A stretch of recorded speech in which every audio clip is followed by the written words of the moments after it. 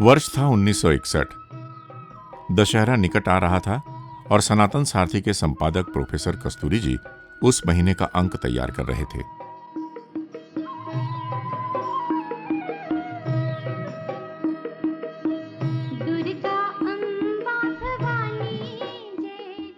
हर अंक के मुख पृष्ठ पर स्वामी की एक सुंदर तस्वीर होती थी और यह भी एक कारण था कि भक्तजन पत्रिका का बेसब्री से इंतजार करते थे।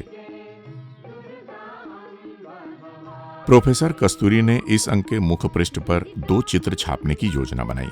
एक चित्र देवी मां का जिस पर दुर्गा माता लिखा हो और दूसरा स्वामी का जिस पर सत्य साई माता लिखा हो।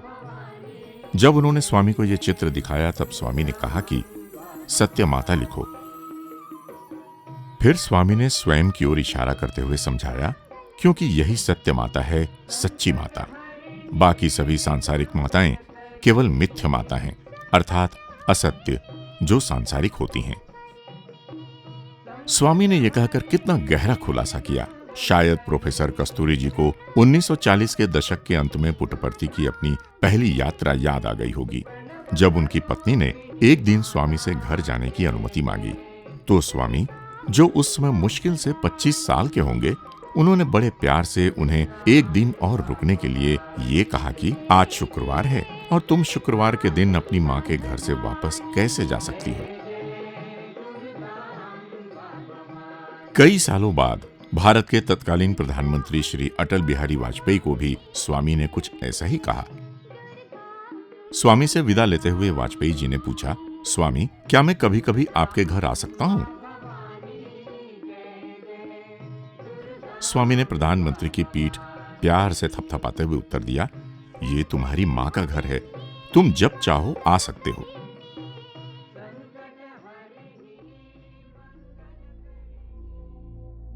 प्रेम दैवंबु जगमेल्ल प्रेममयमु प्रेम रूपनु गोनि వచ్చి పేర్ని బ్రోవ ప్రేమ సుధలను చిందించి ప్రేమ గూర్చు ప్రేమ అవతార శ్రీదేవి साई देवी प्रेम अवतार श्री माता साई माता।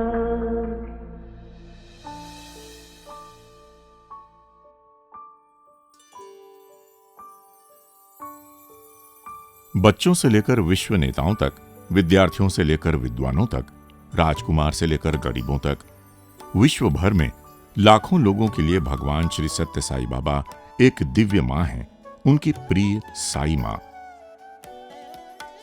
वास्तव में भगवान अपने विद्यार्थियों और भक्तों को लिखे पत्रों में लिखते थे, साई तुम्हारे हृदय स्थायी हैं। ये साई ही तुम्हारी ताई है, यानी मां है, जो तुम्हारी इच्छा पूरी करती हैं। वे सत्य माता हैं, जो समस्त सृष्टि का पालन पोषण कर उसे समृद्ध करती हैं।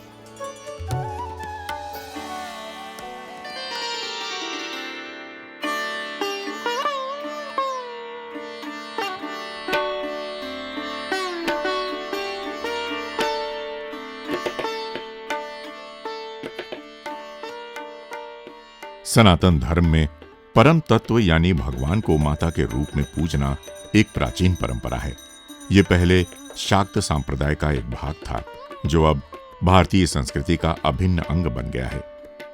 इसलिए सबसे महत्वपूर्ण शाक्त त्योहार शरद नवरात्रि या दशहरा पूरे उपमहाद्वीप में धूमधाम से मनाया जाता है। भगवान की उपस्थिति में मनाए जाने वाले प्रमुख त्योहारों में नवरात्रि और दशहरा शुरुआती दौर के त्योहार थे। ये त्योहार पहली बार 1946 में पात मंदिर यानी पुराने मंदिर में मनाया गया था और उस समय इस उत्सव में आश्चर्यजनक और अद्भुत चमत्कारों से भरी घटनाएं हुईं।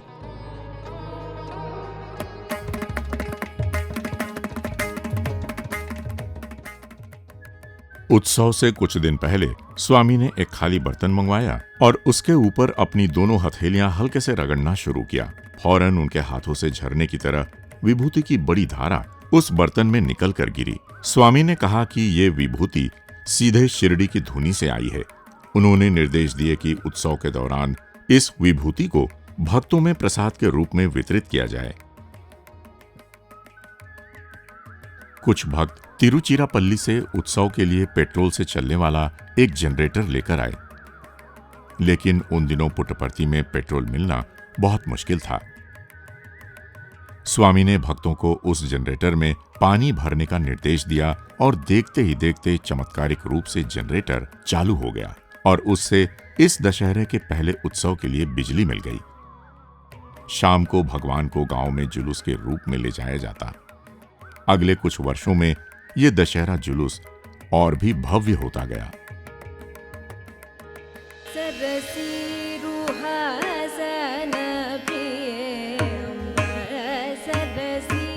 इस उत्सव में भक्त स्वामी को उस दिन पूजे जाने वाले देवता के स्वरूप में अलग अलग रंगों के वस्त्र पहनाते और वैसे ही विशिष्ट झांकियां बनाते। उदाहरण के लिए, जब उनकी पालकी मोर की होती थी तो स्वामी की पोशाक भगवान सुब्रमण्यम की तरह होती थी। जब उनकी पालकी गरुड़ की होती थी तो वे भगवान विष्णु की तरह सफेद वस्त्र धारण करते थे। वे स्वामी को आभूषणों और रेशमी वस्त्रों से ठीक वैसे ही सजाते कि मानो वे देवी मां को सजा रहे हों। भक्त उन्हें सुंदर सजी धजी पालकियों और रथों पर बिठाकर जुलूस निकालते थे। जुलूस के दौरान स्वामी अक्सर भीड़ पर फूलों की पंखुड़ियां बरसाते थे। ये पंखुड़ियां जब भक्तों के हाथों में पहुंचती तो वे स्वामी की और शिरडी बाबा की छवियों वाले सोने या चांदी के पदकों में बदल जाती थी। कभी कभी स्वादिष्ट पिपरमेंट में भी बदल जाती थीं। कभी कभी उनके माथे पर विभूति प्रकट होती, वो भी 3 अलग अलग रेखाओं में, और कभी कभी पवित्र कुमकुम के निशान भी बनते थे। उस दौरान कई भक्तों को स्वामी के स्थान पर वो देवी देवता दिखाई देते जिन्हें वे अपने आराध्य के रूप में पूजते थे, जैसे राम, कृष्ण, शिव, दुर्गा आदि।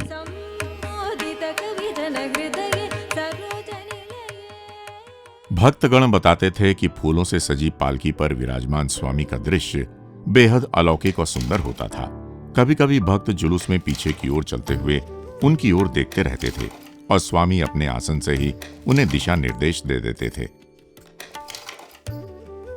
जुलूस आधी रात तक चलता और लोग सोच में पड़ जाते थे कि रास्ता उन्हें कहां कहां ले गया, क्योंकि सामान्य दिनों में तो उस मार्ग पर चक्कर लगाने में मुश्किल से 1 घंटा ही लगता था।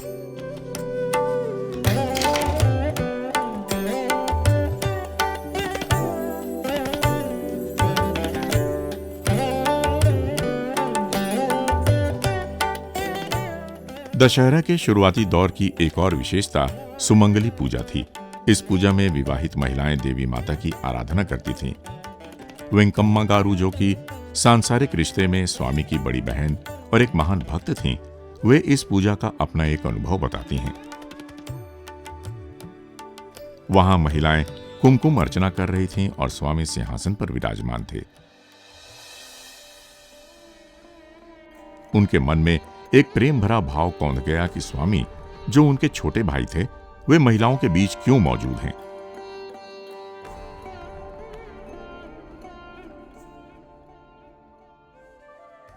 लेकिन जब उन्होंने ऊपर स्वामी को देखा तो स्वामी अपने सिंहासन पर नहीं थे और उन्हें स्वामी के स्थान पर देवी मां का एक तेजस्वी रूप दिखा।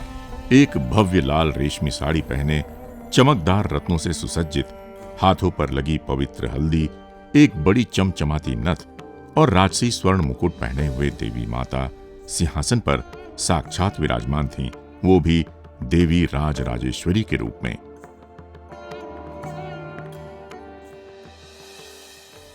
ऐसा ही एक अनुभव उन महिला भक्तों को भी हुआ जो स्वामी के समक्ष गज गौरी पूजा करना चाहती थीं। पूजा समाप्त करते समय वे माता सुमंगली अर्थात मां पार्वती को वायनम यानी सुपारी, फल और अन्य वस्तुओं का प्रसाद अर्पित करना चाहती थीं। वे सोच रही थीं कि यह प्रसाद किसे दें। तभी उन्होंने स्वामी को यह कहते हुए सुना, "ये मुझे दे दो।" और जब उन्होंने ऊपर देखा तो उन्हें माता गौरी का तेजस्वी रूप दिखाई दिया।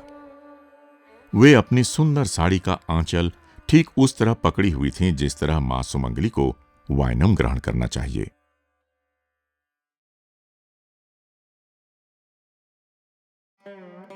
स्वामी ने इन उत्सवों और पारंपरिक अनुष्ठानों को आयोजित करने की अनुमति दी ताकि इनके माध्यम से अधिक श्रद्धालु आ सकें। वे प्रेम पूर्वक भक्तों से आग्रह करते थे कि वे यहीं रुकें और इनमें भाग लें। धीरे धीरे स्वामी ने उनका ध्यान इन अनुष्ठानों के आंतरिक महत्व की ओर आकर्षित किया। जहां एक ओर दशहरे में जुलूस और पूजन आयोजित होते थे, वहीं दूसरी ओर बाद के वर्षों में दशहरे के लिए भगवान का एक अलग मास्टर प्लान तैयार था। उन्होंने दशहरे के उत्सव को अपने इस अवतार के मिशन में शामिल 2 महत्वपूर्ण लक्ष्यों को संपन्न करने के लिए आयोजित करवाना शुरू कर दिया, जो थे वेद संरक्षण अर्थात वेदों की रक्षा और विद्वत पोषण अर्थात वैदिक विद्वानों का पोषण। सन 1962 में स्वामी आंध्र प्रदेश के कोनसीमा या पूर्वी गोदावरी क्षेत्र का दौरा करने वाले थे। भक्तों ने स्वामी से प्रार्थना की कि उनकी यात्रा के दौरान कार्यक्रम में एक यज्ञ भी शामिल किया जाए। स्वामी ने प्रार्थना के उत्तर में एक बड़ा वरदान दे दिया। उन्होंने कहा कि दशहरे के दौरान प्रशांति निलयम में भी यही यज्ञ करना चाहिए। उन्होंने देश भर से वैदिक विद्वानों को भी इसके लिए बुलाने के निर्देश दिए। उन्होंने कहा, मेरी सीमा केवल कौन सीमा नहीं है, ये वेद सीमा है, वे सभी क्षेत्र जहां वेदों का सम्मान किया जाता है।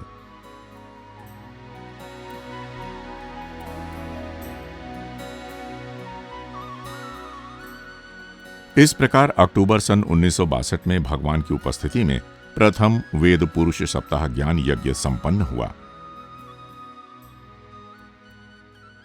बहुत सावधानी से वैदिक परंपरा के अनुसार छोटी सी छोटी बात का ध्यान रखा गया।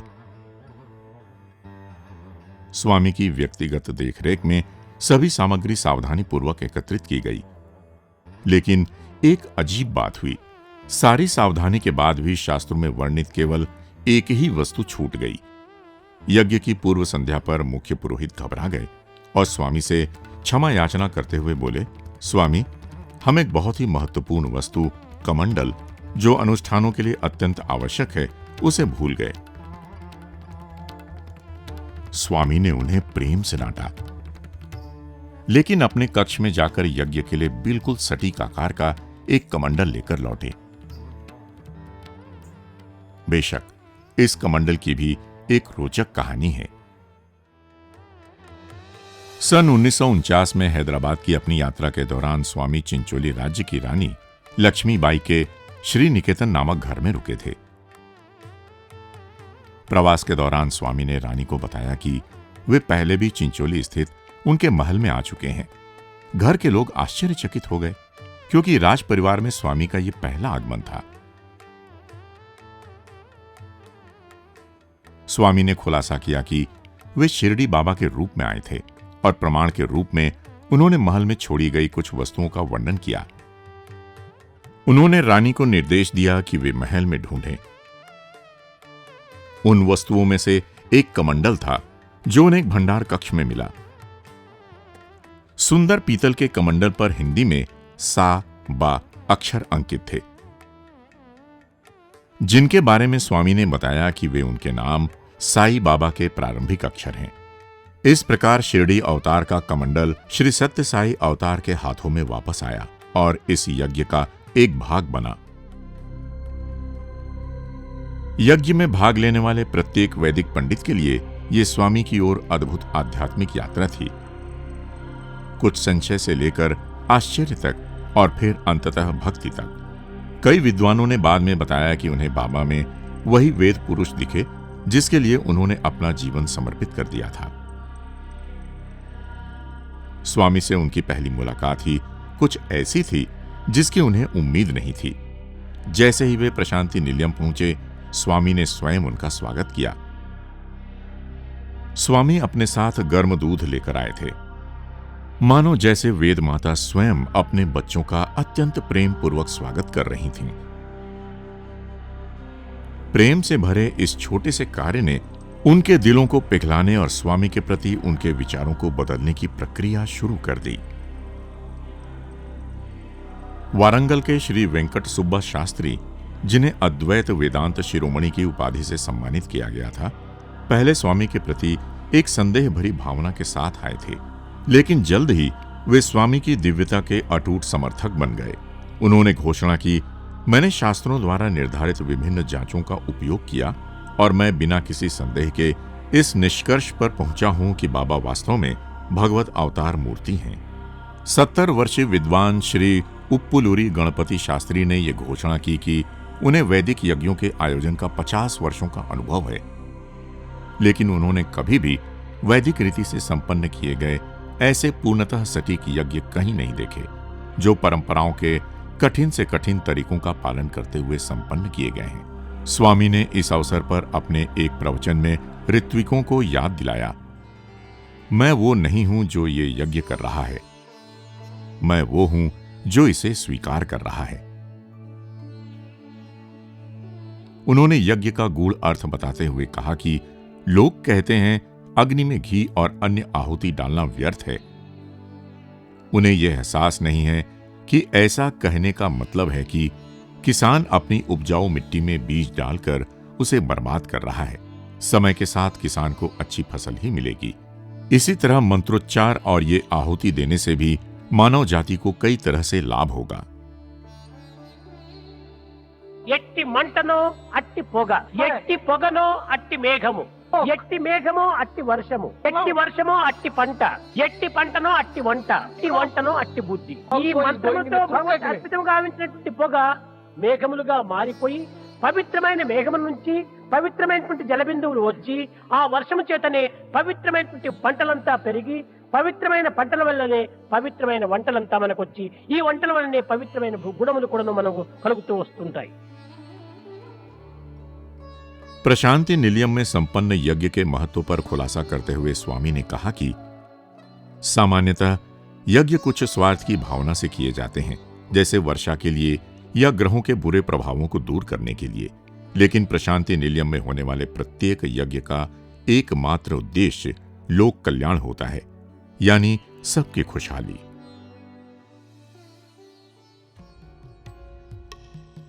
वैदिक विद्वान भगवान के ऐसे अनेक रहस्य उद्घाटनों से बहुत रोमांचित थे।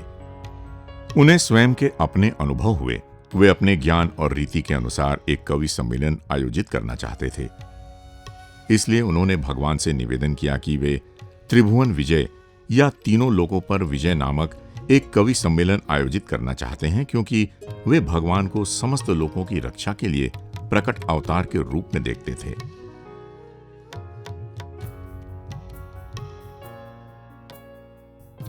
मुंबई की एक भक्त भगवान के लिए बैकुंठ के शेषनाग के रूप में बना एक पलंग लाई थी,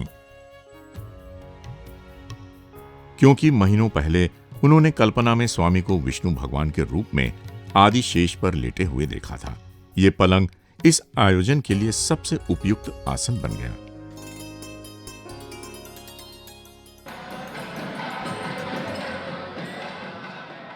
अब वेद पुरुष सप्ताह ज्ञान यज्ञ प्रशांति निलयम में दशहरा उत्सव का एक महत्वपूर्ण हिस्सा बन चुका है।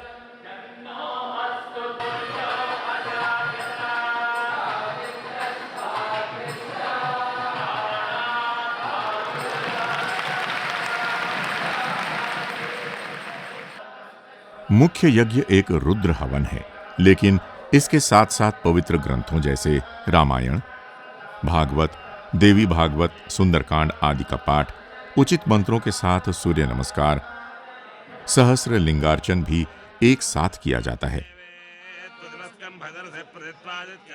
उदाहरण के लिए सहस्र लिंगार्चन के लिए पंडित 21 बार श्री रुद्रम का जाप करते हैं और 1008 शिवलिंग बनाकर उन्हें पवित्र आकृति के स्वरूप में स्थापित करते हैं और फिर उनकी पूजा करते हैं। यज्ञ के हर दिन ये होता है। वे रात्रि 2 बजे से शुरू करके और दोपहर 2 बजे तक ये संपन्न करते हैं।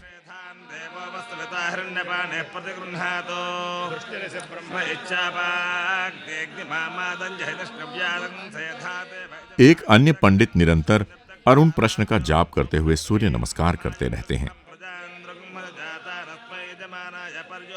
स्वामी हमेशा इन पंडितों की पवित्रता और तपस्या की प्रशंसा करते देवी मां का प्रतिनिधित्व करने वाला देवी कलश भी होता था, जिसकी अर्चना ललिता सहस्रनाम, ललिता त्रिशती, खड्गमाला के पाठ और षोडशोपचार पूजा के साथ की जाती थी।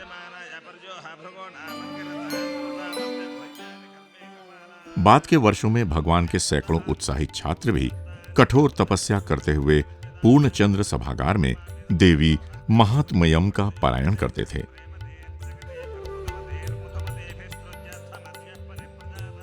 दशहरा उत्सव का 8वां दिन आयुध पूजा का दिन होता है, जब सभी औजारों की पूजा की जाती है। इस दिन भगवान गैराज में आकर फूलों से सुसज्जित सभी कारों और वाहनों को आशीर्वाद देते।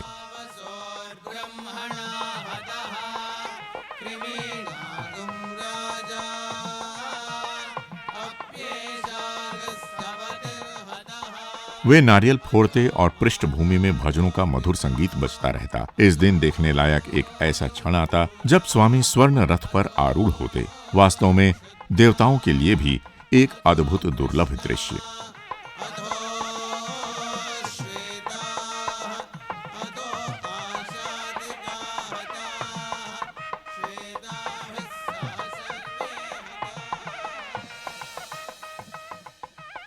कई वर्षों तक विजयादशमी के दिन का एक मुख्य आकर्षण स्वामी द्वारा शिरडी बाबा की रजत प्रतिमा का विभूति अभिषेक करना होता था।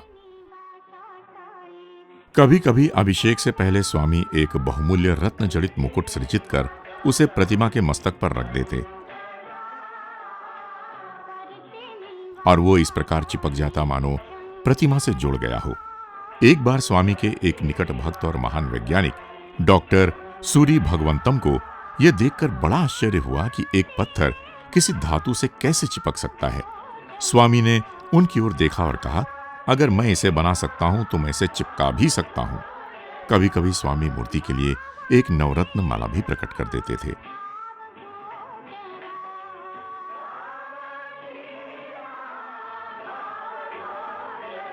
उल्टे खाली कलश से विभूति झरने की तरह मूर्ति पर प्रवाहित होती थी और जैसे ही स्वामी अपना हाथ बाहर खींचते प्रवाह रुक जाता और फिर जब वे हाथ वापस डालते तो विभूति पुनः प्रवाहित होने लगती। कभी कभी विभूति के साथ हल्दी, कुंकुम और यहां तक कि नवरत्न भी बरसते थे। प्रोफेसर कस्तूरी या स्वामी करुणानंद, जो कि उल्टे कलश को थामे रहते थे, वे इस चमत्कारी अभिषेक के दौरान कलश के प्रबल कंपन को मुश्किल से रोक पाते थे।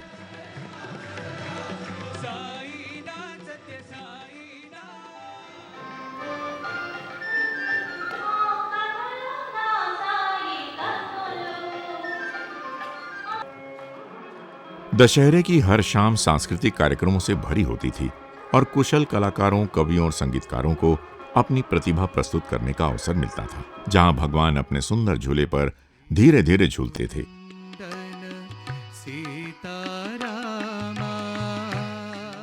स्वामी छात्रों की प्रस्तुति में गहरी रुचि लेते थे। इस प्रकार दशहरा उत्सव की शामें कवि सम्मेलनों, लोक कथाओं, राम कथा की धुनों आदि से भरी होती थीं। इस आयोजन के दौरान भगवान सभी दिनों में प्रवचन देते थे और त्याग की भावना, दिव्य मां की आराधना, साधना और सामान्य रूप से आध्यात्मिक जीवन के महत्व पर जोर देते थे। At the instance of Bhagavan Rama to Hanuman, at the coronation, who have seen God and all of us are blessed. स्वामी कुछ वैदिक विद्वानों और विद्वान भक्तों को भी प्रवचन देने का आशीर्वाद देते थे, जो प्रशांति निलयम में दशहरा उत्सव का एक और हिस्सा बन गया, जिसे प्रशांति विद्वान महासभा कहा गया। इस आयोजन की भी पवित्र शुरुआत 1960 के दशक के आरंभ में हुई थी। स्वामी उस समय गोदावरी नदी के तट पर बसे शहर राजमुंद्री में थे। स्वामी ने पंडितों के एक विशेष समूह को एकत्र किया और नाव से यात्रा कर धवलेश्वरम अनाकट्टा बैराज के ऊपर रेत के एक सूखे टीले पर जाकर समूह के साथ बैठ गए। स्वामी ने समूह को विश्व की स्थिति और भारत को सनातन धर्म के दीपक से कैसे नेतृत्व करना चाहिए, इस बारे में बताया। गोदावरी के तट पर उस शांत वातावरण में जिसने युगों युगों से वैदिक विद्वता को बढ़ावा दिया है, भगवान ने घोषणा की, मैंने प्रशांति विद्वान महासभा की स्थापना करने का निर्णय लिया है, जो वैदिक विद्वानों की एक अकादमी है, जो मानवता को प्रशांति प्राप्त करने की आवश्यकता के प्रति जागृत करने का प्रयास करेगी।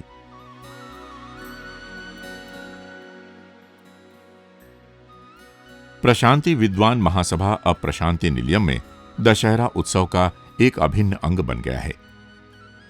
7 दिवसीय वेद पुरुष सप्ताह ज्ञान यज्ञ की प्रत्येक शाम को भगवान के आशीर्वाद संदेश से पहले आध्यात्मिक विषयों पर चर्चा होती है।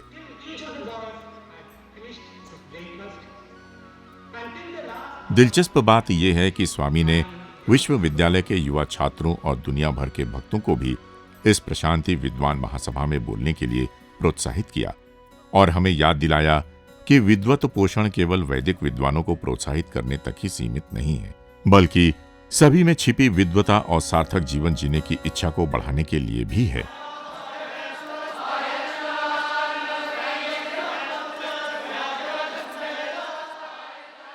विजयादशमी के दिन भगवान पवित्र यज्ञ कुंड के ठीक बगल में खड़े होते।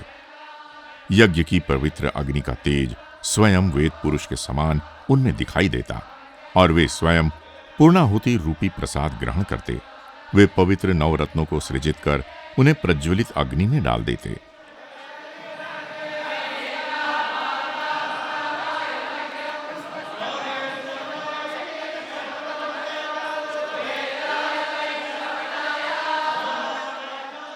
स्वामी और यज्ञ कुंड की एक साथ चारों ओर परिक्रमा करना शायद वैदिक पंडितों के जीवन भर का एक अनमोल वरदान है। इस भव्य पूर्णाहुति के बाद स्वामी स्वयं सभी भक्तों पर पवित्र जल छिड़क कर उन्हें आशीर्वाद देते थे। सत्य माता ने दशहरा उत्सव के दौरान वेद माता का रूप धारण कर वेदों की रक्षा और वैदिक ज्ञान का संरक्षण, संवर्धन एवं प्रसार किया है। स्वामी ने दशहरे के उत्सव को गहन साधना और एकाग्र चिंतन के एक प्रभावी अवसर के रूप में बदल दिया। जब भक्त निष्ठापूर्वक संपन्न अनुष्ठान देखते और स्वामी के शब्द सुनते तो उनकी आध्यात्मिक प्यास संतृप्त हो जाती। सन 1992 के दशहरा महोत्सव में स्वामी ने सबको याद दिलाया कि प्राकृत शक्ति है दुर्गा, संकल्प शक्ति है లక్ష్మి, వాక్ శక్తి సరస్వతి. కాన మన ప్రార్థన హృదయ సంబంధమైనటువంటిదిగా ఉంటుండాలి. ఆ హృదయమే క్షీరసాగరం. ఆ క్షీరసాగరం అనేటువంటి స్థానం నుంచినే లక్ష్మి ఆవిర్భవిస్తుంది. కానీ లక్ష్మి ఆవిర్భవించేటప్పటికి వాక్ శుద్ధి లభ్యమైపోతుంది. ఏది చెప్పినా కూడా అది సత్యమైపోతుంది. एक बार स्वामी ने कहा था, यदि आप इस उत्सव का सार समझ जाएंगे तो आप ये समझ जाएंगे कि मनुष्य को किस चीज की आकांक्षा करनी चाहिए। मनुष्य को सदैव अस्थायी और परिवर्तनशील की नहीं, बल्कि स्थायी और अपरिवर्तनशील की आकांक्षा करनी चाहिए। यही दिव्यता है। हम सभी के लिए दशहरा हमारी प्रिय साई माता की आराधना करने का एक अवसर है। जिस प्रकार सभी बच्चे स्वामी को एक मां के रूप में देखते थे, उसी प्रकार उन्होंने भी बच्चों से लेकर वृद्धों तक सभी के लिए एक मां की भूमिका निभाई। एक बार गर्मियों में स्वामी प्रोफेसर अनिल कुमार को कोडईकनाल ले गए थे। यात्रा के दौरान स्वामी अपने छात्रों पर ममतामयी मां की तरह जो मातृ प्रेम और स्नेह बरसा रहे थे, उसे देखकर प्रोफेसर अनिल कुमार भावुक हो गए। एक दिन स्वामी ने छात्रों से कहा कि इस ग्रुप में एक व्यक्ति है जो उनके द्वारा वितरित किए हुए प्रसाद में से कुछ भी नहीं खा रहा है, बल्कि उसे अपने सामान में छुपा रहा है। स्वामी ने शरारती मुस्कान के साथ कहा, बच्चों जाओ और सारे सामान की जांच करो। प्रोफेसर अनिल कुमार उठे और स्वामी के चरणों में गिरकर बोले, स्वामी मुझे पता है कि वो मैं ही हूँ। मेरे 4 बच्चे हैं। अगर मैं ये मिठाइयाँ घर ले जाऊं तो वे स्वामी का प्रसाद पाकर बहुत खुश होंगे, इसलिए मैं इन्हें यहाँ नहीं खाता। फिर स्वामी ने बड़े प्यार से कहा, जिस तरह तुम्हें अपने बच्चों को मिठाई खाते देखकर खुशी मिलती है, उसी तरह मुझे भी तुम्हें यानी मेरे बच्चों को मिठाई खाते देखकर खुशी मिलती है। फिर छात्रों की ओर मुड़ते हुए स्वामी ने निर्देश दिए कि आगे से प्रोफेसर अनिल कुमार को सभी प्रसाद 5-5 दिए जाएं, 4 उनके बच्चों के लिए और 1 उनके लिए।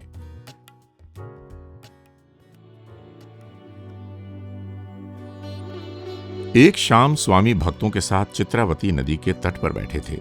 स्वामी ने उन्हें दिव्य मां से कृपा पाने के लिए एक प्रार्थना सिखाई। उन्होंने कहा, इस प्रकार प्रार्थना करो, हे मां, हम सब आपके गर्भ में निवास करते हैं। मां गर्भस्थ शिशु द्वारा दिए गए सभी कष्टों को सहन करती है। वो किसी का बुरा नहीं चाहती। वो चाहती है कि शिशु बलवान और स्वस्थ रहे। इसलिए आप भी हमें सहन करने की कृपा करें।